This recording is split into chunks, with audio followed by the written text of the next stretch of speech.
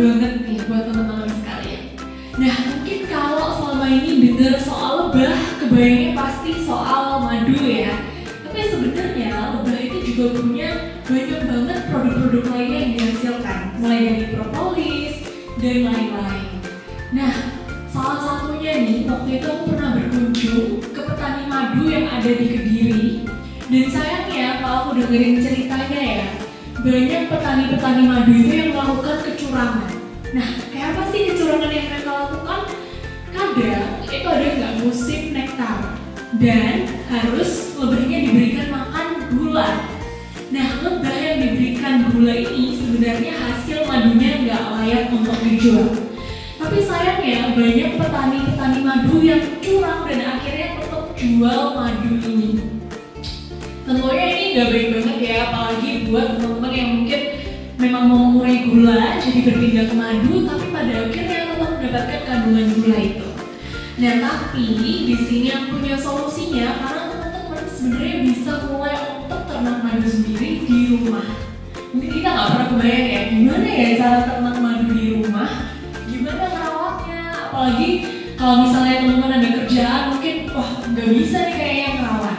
Tapi tenang, karena sekarang ada Biguard. Nah, dengan teknologi Biguard ini, kita punya sangat lebih digital, jadi teman-teman nggak perlu mantauin terus, karena semuanya sudah terintegrasi dengan teknologi, dan teman-teman cuma bisa cek dari aplikasinya aja, semuanya sudah terpantau. Nah, jadinya teman-teman bisa punya madu sendiri, yang pastinya hasilnya bisa teman-teman pantau, kualitasnya nggak mungkin abal-abal, bisa juga dijadiin sampingan, bisa tambahan pendapatan, karena tentunya teman-teman bisa jual hasil-hasilnya.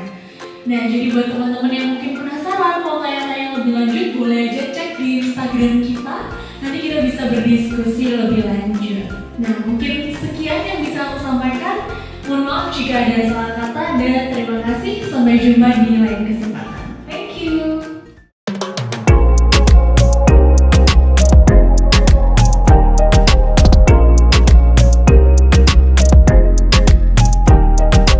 Ini untuk CV. Oke, CV ya. Kamu di sini mau ngelamar untuk Head marketing. head marketing ya di tempat saya ya. Oke, silakan perkenalan diri kamu. Oke, sebelumnya perkenalkan saya Paula. Kebetulan saat ini saya fresh graduate dari Universitas Ciputra. Untuk saya sendiri saat ini fokusnya memang mencari di posisi marketing karena sebelumnya memang beberapa pengalaman ini fokusnya di marketing selama di perkuliahan. Dan kenapa saya mendaftar di brand ini? Karena salah satunya saya juga pernah mengambil kursus terkait dengan fashion. Jadi ada relevansinya seperti itu.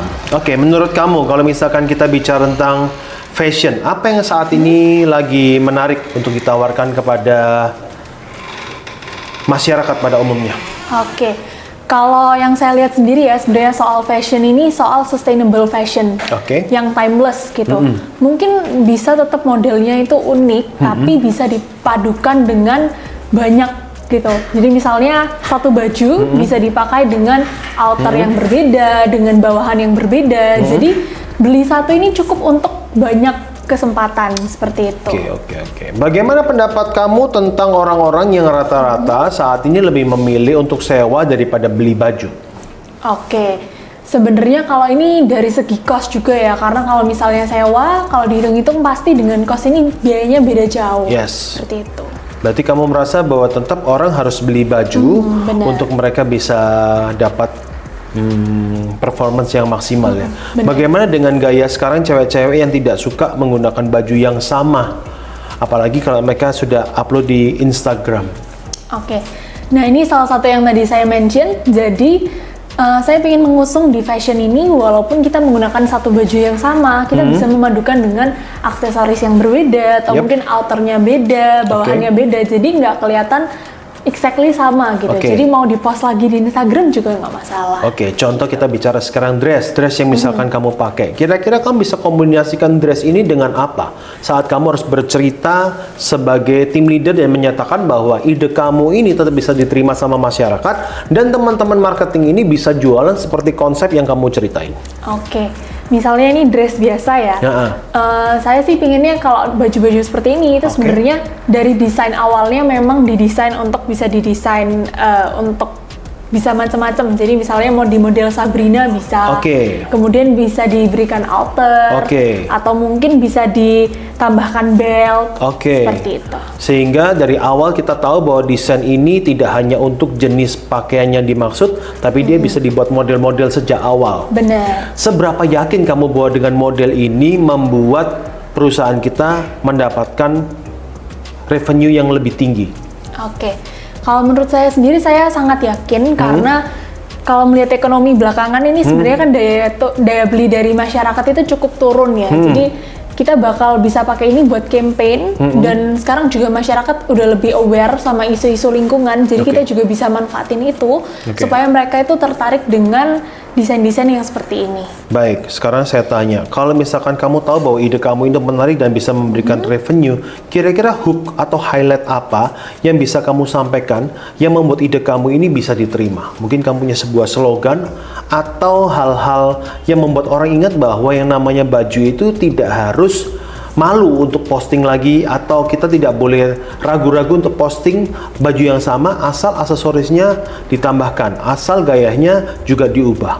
Kira-kira apa yang kamu mau campaign dengan highlight kamu? Kalau di sini saya membayangkan salah satu campaignnya adalah series di mana kita akan posting secara rutin di media sosial terkait baju-baju fashion yang kita miliki ini. Nah, siapa talentnya? Kita nggak akan pakai influencer atau mungkin artis terkenal seperti yang sudah digunakan brand-brand saat ini, melainkan kita cari konsumen atau mungkin orang-orang biasa, entah itu ibu rumah tangga atau wanita karir, yang sekiranya cerita-ceritanya itu bisa emosional dan membangun kedekatan sama konsumen. Jadi mereka akan lebih relate dan lebih terpancing emosinya. Seberapa yakin dengan konsep kamu ini bisa memberikan revenue? Karena kan rata-rata perusahaan yang saat ini startup pun mereka udah menggunakan influencer untuk menaikkan revenue. Sedangkan kita dengan posisi sekarang justru kita cari tim leader untuk membuat revenue kita nambah. Justru kita malah tidak cost di influencer tersebut, malah menggunakan emosional untuk orang-orang yang notabene biasa dan tidak dikenal sama masyarakat. Benar. Jadi salah satunya beberapa waktu lalu saya juga sempat mengikuti sebuah kelas. Di situ memang dimention untuk saat ini itu memang sudah berkurang efektivitas dari ads ataupun penggunaan influencer. Maka dari itu yang saya sarankan memang tidak menggunakan influencer, melainkan mencari orang-orang yang bisa relate dalam kehidupan sehari-hari secara emosional gitu. Mungkin pertanyaan terakhir, kira-kira kamu berada dalam tim leader dan kamu tahu bahwa campaign kamu ini adalah campaign baru di perusahaan kita. Let's say campaignnya tidak berjalan sesuai rencana. Apa yang bisa kamu pertanggungjawabkan? Memang kita nggak bisa selalu mengharapkan semuanya sesuai dengan yang kita rencanakan ya. Tapi semisal memang campaign ini tidak berjalan dengan lancar, nantinya saya dan tim juga akan mengevaluasi kira-kira poin-poin mana yang bisa kita tingkatkan lagi di masa depan. Mungkin tentang topiknya, atau mungkin caranya, atau dari sisi mana yang masih belum tepat dan bisa digunakan untuk campaign berikutnya. Seberapa lama kamu melihat periode untuk evaluasi after campaign? Selama periode berjalan juga bisa kita lakukan evaluasi, terutama dari respon-respon yang ada di media sosial ya. Ketika campaign berakhir, mungkin jelang 1-2 minggu kita bisa melihat apakah ada konversi dari campaign itu atau tidak. Jadi kalau misalkan campaign-nya baik, kamu bisa lanjutkan. Kalau misalkan campaign-nya nggak baik, hasilnya nggak bagus, bisa kamu harus cari. Benar. Jadi kamu harus punya plan A, plan B, plan C, dan seterusnya. Benar. Paula, untuk sementara interview kita seperti itu. Terima kasih untuk kehadirannya. Berharap kita bisa gabung dan kamu bisa menjadi bagian dari Jimmy Fashion. Thank you, Paula. Terima kasih. Saya tunggu kabar baiknya.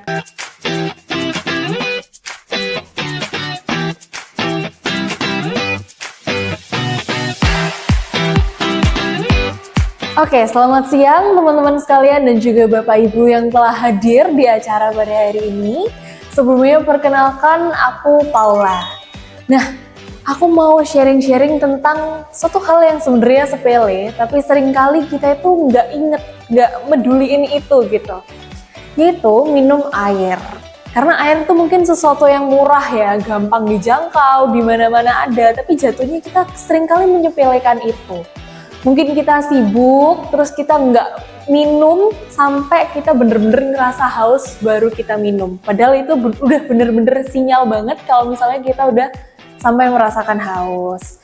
Nah, apalagi buat anak-anak muda kayak aku gini ya, kalau aku ngeliat temen-temenku, banyaknya itu pada pengen minum yang manis-manis, terus minum minuman yang mungkin nggak sehat, dan ngerasanya oke, aku udah minum kok, tapi sebenarnya belum minum air mineral atau air putih gitu ya kita nyebutnya biasanya. Dan sebenarnya apa sih bahayanya kalau misalnya kita kurang minum air putih? Pastinya dampak ke kesehatan itu banyak banget. Mulai dari jangka pendek ataupun mungkin bisa jangka panjang juga. Mungkin dari jangka pendek bisa pengaruh ke aktivitas kita sehari-hari. Mungkin kita lagi belajar, lagi kuliah, atau mungkin lagi kerja, jadinya susah buat fokus. Mungkin buat jangka panjang bisa juga pengaruh ke penyakit, mungkin kayak ginjal atau organ tubuh lainnya. Jadi penting banget memang buat kita konsumsi air mineral ini. Dan di sini aku mau ngenalin salah satu brand air mineral yang ada di Indonesia, ini Club. Jadi kalau ngomongin air mineral sebenarnya nggak harus yang mahal ya. Kalau aku sendiri, apalagi buat yang dikonsumsi, aku lebih ngefokusin kira-kira ini tuh oke nggak sih kandungan-kandungannya, terus mungkin ada bakterinya nggak, terkontaminasi nggak, kayak gitu. Jadi kita nggak harus fokus ke pilih produk-produk yang mahal, tapi kita lebih fokusin ke prosesnya. Jadi kalau Club ini sendiri harganya ekonomis, tapi kita udah tahu pasti dia udah melewati berbagai tahap mulai dari awal hingga akhir ya. Jadi memang bener-bener sumbernya jelas, nggak ada kontaminasi, bahkan ada melewati berbagai proses. Jadi yang pastinya aman untuk kesehatan. Jadi kalau misalnya Bapak Ibu sekalian atau teman-teman yang hadir di sini bingung mau konsumsi air minum apa, bisa mulai konsumsi Club. Karena Club ini juga gampang ditemukan, bisa ditemukan di minimarket, di supermarket terdekat. Jadi tentunya buat kebutuhan tubuh kita, pastikan kita pilih yang terbaik, jangan sampai minum dari air-air yang sumbernya nggak jelas, atau mungkin sudah kena kontaminasi. Nah, tetap ekonomis gak apa-apa, tapi pastikan semuanya jelas, dan di situ kita bisa pilih Club. Jadi pastikan teman-teman sekalian di sini minum air cukup dan minum air yang sumbernya jelas. Bersama Club, jangan lupa untuk minum air yang cukup. Terima kasih.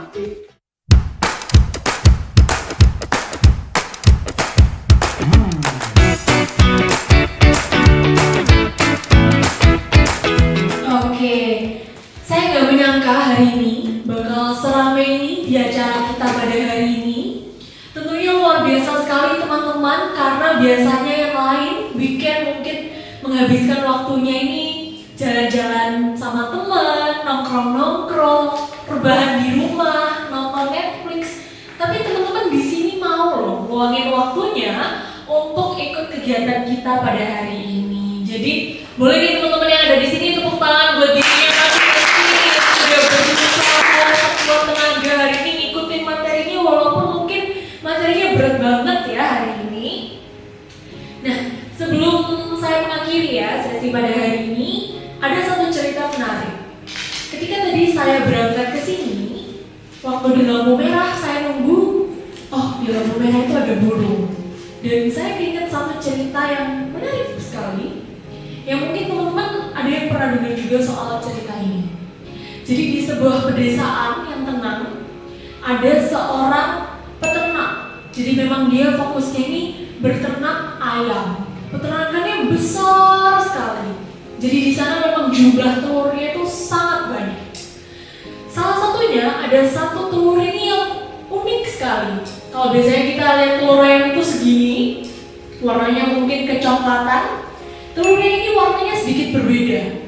Ukurannya juga lebih besar. Nah, peternak ini melihat, wah, kayaknya ini ayam spesial nih. Jadi justru dia nggak merasa itu aneh atau membuang itu. Justru dia menyimpan, dia mengerami itu baik-baik karena dia merasa, wah ini nanti bisa bikin aku kaya. Ini ayam spesial, ayam yang luar biasa. Akhirnya setelah dirami oleh ayam, setelah beberapa hari kemudian akhirnya telur itu pun keluar ayamnya. Tapi ayam-ayam lain pun bingung waktu melihat, loh ngeliat sekitar, yang lain warnanya kuning, aku warnanya kuning. Kok dia warnanya hitam? Kenapa dia warnanya hitam? Mereka melihat, tapi mereka juga merasa, oh mungkin karena dia ini memang spesial. Jadi mereka tidak merasa itu aneh. Jadi pada akhirnya hari-hari mereka lalui bersama, mereka belajar untuk makan bersama, mereka mengambil cacing, makan cacing bersama, mereka bermain bersama, dan semuanya tampak normal saja. Suatu hari, tiba-tiba di langit ini ada yang terbang, ada bayangan hitam yang lewat, dan semua ayam itu ketakutan, kecuali satu ayam hitam tadi. Dia melihat dan merasa amazed. Wah gila, keren banget. Aku pengen deh, aku mirip loh kayak itu. Kayaknya aku punya potensi deh buat jadi seperti itu. Tapi teman-teman yang ada di sekitarnya bukan mendukung, karena menurut mereka itu nggak masuk akal. Jadi yang ada di bayangan mereka, kamu tuh ngapain sih sebenarnya? Itu tuh nggak make sense. Jadi teman-temannya justru mengatakan kamu nggak seharusnya bermimpi untuk menjadi seperti itu. Kita ini ayam, bukan seperti itu. Justru mereka ini yang memaksa kita. Pada akhirnya, gak lama kemudian ada beberapa hal yang terjadi dan akhirnya ayam hitam ini meninggal. Mungkin teman-teman juga sudah paham, sebenarnya ayam hitam ini memang bukan ayam, melainkan burung elang. Tapi di sini yang ingin saya highlight, kadang suara orang lain itu lebih berisik daripada perasaan kita sendiri. Dan pada akhirnya kita tidak fokus dengan apa yang seharusnya kita lakukan. Kita fokus, wah nanti kira-kira kalau aku ngelakuin ini orang lain mikir apa ya? Kalau misalnya aku seperti ini orang lain bakal gimana ya kira-kira? Mungkin teman-teman juga udah pernah dengar beberapa cerita pada akhirnya di hari tua nanti kita bakal memikirkan, oh ternyata selama ini ketika aku berpikir orang ini akan membicarakanku, orang ini akan memikirkanku, sebenarnya mereka sama sekali tidak peduli. Maka dari itu, semoga semua teman-teman yang ada di sini pulang dari acara ini semuanya bisa menjadi versi terbaik dari dirinya. Jangan ada yang takut untuk mengeksplorasi dunia. Jangan ada yang takut untuk menunjukkan jati diri kalian yang sebenarnya. Saya Paula Olivia Lukman dan terima kasih untuk teman-teman yang sudah hadir pada acara hari ini. Sampai jumpa di sesi selanjutnya.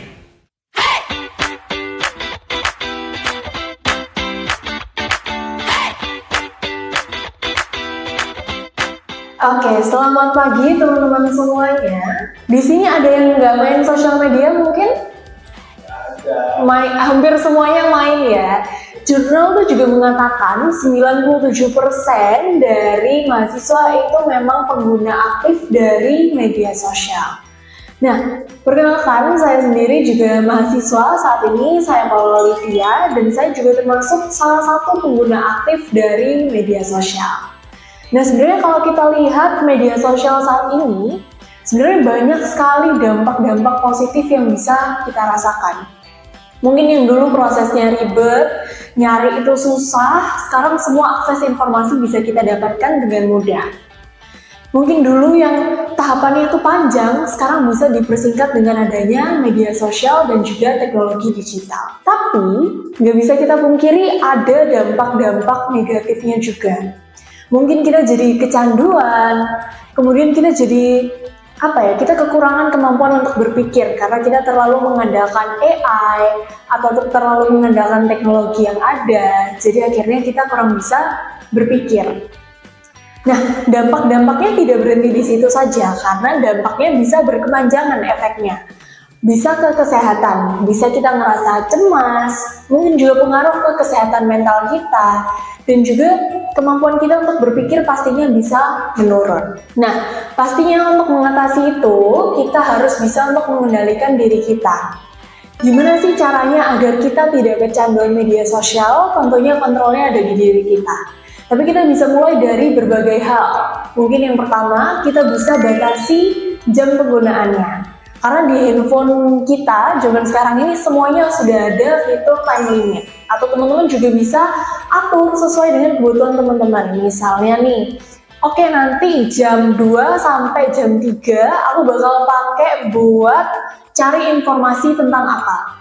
Nanti di jam 5 sampai jam 6 baru boleh untuk scrolling TikTok dan Instagram. Seperti itu. Nah, selain itu, teman-teman juga bisa fokus alihin ke kegiatan-kegiatan yang offline. Jadi nggak cuma mengandalkan kegiatan-kegiatan yang menggunakan sosial media atau gadget aja.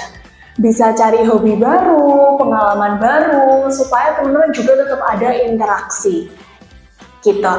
Jadi pada intinya bukan cuma semua ini tentang scrolling, tapi kita juga harus bisa mengembangkan diri kita dan memanfaatkan media sosial ini menjadi media yang bisa mendorong kita untuk bertumbuh. Jadi bukan cuma scrolling, tapi juga harus growing. Sekian dari saya, terima kasih.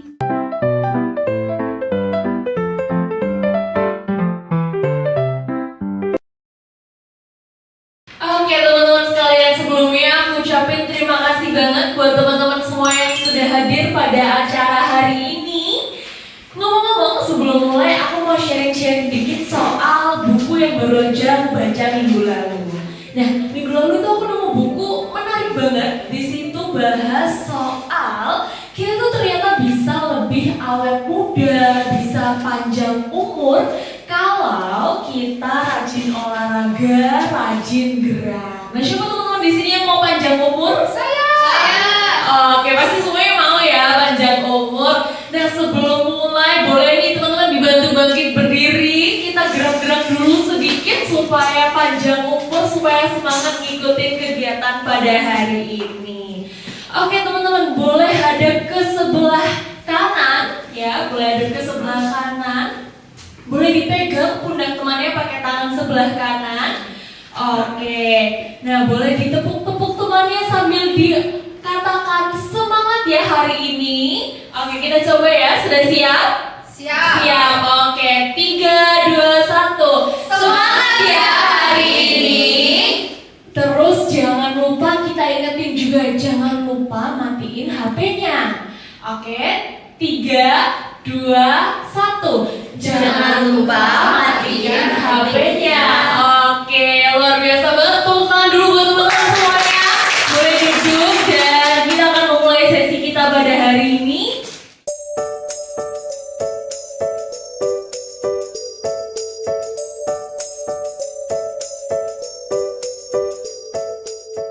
Hari-hari pakai tumbler. Ada? Oke, sekitar 80% ya di sini udah pakai tumbler sehari-hari. Sekarang coba tanya sama teman sebelahnya, punya berapa tumbler? Ada yang punya lebih dari 5 tumbler? Oke. Nah, hari ini aku pengen bahas tentang kondisi dunia kita ini udah nggak baik-baik saja gitu. Di mana-mana sampah menumpuk, terus banyak barang-barang berserakan. Intinya aku tuh sering kepikir, kira-kira kalau di masa depan aku punya anak, dunia ini tuh masih layak gak ya ditinggalin? Atau jangan-jangan justru aku egois kalau mau punya anak? Nah, dari situ aku semakin mikir lagi nih, semakin concern sama isu-isu sustainability. Salah satunya ya, soal tumbler.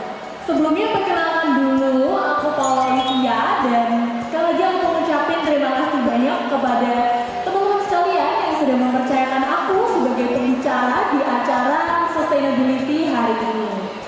Nah, teman-teman, kita seringkali melihat tumbler atau mungkin barang-barang tertentu sebagai hal yang sustainable.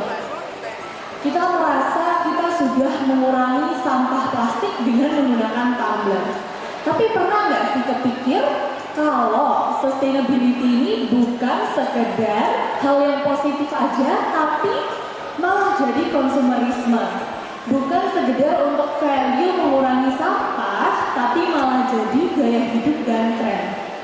Seringkali malah ikut-ikutan, aduh aku belum punya olahraga deh, punya aku cuma popsicle, nanti aku merasa kurang sama teman-temanku. Pada akhirnya malah jadi kebanyakan beli. Padahal orangnya cuma 1, botolnya 10. Nah, mau dibuat apa tuh? Mungkin ada yang mikir, ya nggak apa-apa dong, at least kan kita nggak bikin sampah plastik. Tapi yang teman-teman nggak tahu, dari proses produksi tumbler ini sendiri itu prosesnya panjang. Emisi yang dikeluarin itu banyak banget. Jadi cuma karena teman-teman udah beralih ke tumbler, bukan berarti teman-teman sudah mendukung sustainability. Ini aku kasih contoh ya, tumblerku nih. Ini udah sekitar 2 tahun, gagangnya udah copot atasnya, udah babak belur, kebetulan udah berat-berat semuanya, udah nggak tahu deh secara visual, tapi ya not bad lah ya. Yang penting fungsinya masih bisa digunakan. Nah, dari sini aku mau ngajakin teman-teman semuanya untuk lebih peduli lagi sama isi lingkungan. Karena semua ini bukan tanggung jawab pemerintah, bukan tanggung jawab orang-orang tertentu, tapi tanggung jawab kita semua untuk ikut melestarikan bumi kita. Jadi buat teman-teman sekalian yang ada di sini, mulai sekarang coba lebih menghargai barang-barang yang kalian miliki dan digunakan sebaik-baiknya. Sekian yang bisa aku sampaikan untuk materi hari ini, dan aku excited banget buat sharing lebih lanjut sama kalian semua. Thank you, aku Paula Olivia dan aku pamit undur diri. Terima kasih.